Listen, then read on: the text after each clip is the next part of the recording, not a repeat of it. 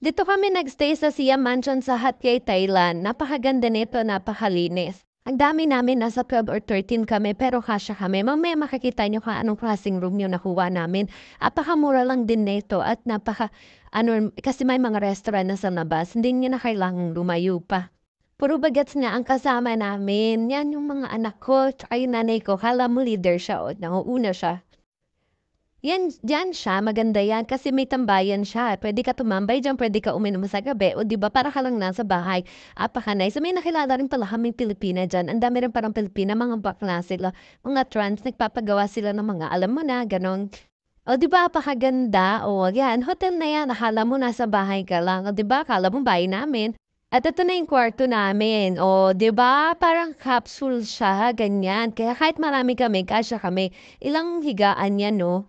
Puwede din daw barkada diyaan. May mga privacy kayo kasi meron kayong mga locker. Super nice na at malamig. Maganda talaga.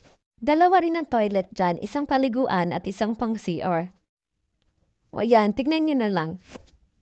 Yan ang kinuha namin para magkasya kami kasi madami nga. Kaysa mag-iisang room kami, mapapamahal kami. Eh yan parang aabot lang siya ng 100 plus ringgit lang sa isang araw. Eh 4 days kami sa Thailand.